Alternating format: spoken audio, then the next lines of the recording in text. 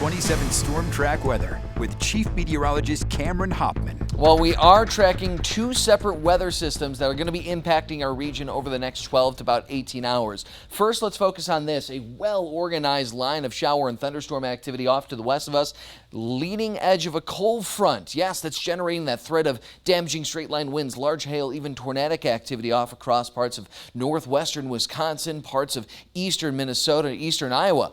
However, our greatest threat of potentially strong to severe storms from this, a churning core of low pressure over parts of southeastern Iowa, pushing gradually northeastward, pushing all of these showers and storms, some of which have been severe thunderstorm warned over the last hour or two, right into our area. Now, we have seen our fair share of strong storms so far. In fact, one cell in particular, just north of Dane County, northeast of Sauk City right now. Dane County, for the most part, looking drier, but you can still see very gray, damp weather out there as temperatures have taken quite the hit from that rainfall, down from 82 to now 76 degrees in Madison. Those winds still from the south, 11 miles per hour. Dew Point Valley's the upper 60s and low 70s. And it was that combination of strong southerly winds and high humidity that, yes, drives all that threat of potentially strong to severe storms. In fact, there's still a lot of energy in the atmosphere. Dew Point Valley is still in those low 70s for many of us. Is tropical air out there, and with temperatures in the upper 70s and low 80s,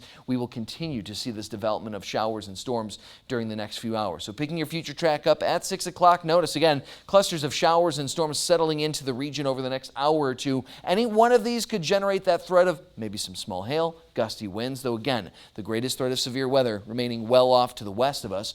Our threat of severe weather only lingering up until about 8 or 9 o'clock in the evening. You can see the Storm Prediction Center has placed most of our area under that marginal risk of severe weather. That's essentially a 1 out of 5 on that threat index through, again, about 8 to 9 o'clock. Showers and storms in our area generating that threat of strong winds, large hail. To the west, where we see a greater threat of severe weather, that's where you're looking at that potential tornadic threat. But by the time those storms reach our region late this evening, more or less some heavy shower and thunderstorm activity, little to no threat of severe storms. That is the good news. We'll continue to see isolated rainfall throughout the overnight hours and early tomorrow morning as temperatures gradually dwindle back down to around 63 degrees. Have the umbrellas ready to go for that morning commute, though we could give those umbrellas a break during the early afternoon, allowing temperatures to reach back up into the mid to low 70s. Noon 71, 75 by 3 o'clock. We'll top out closer to 77 or 78 tomorrow. But notice another round of showers and storms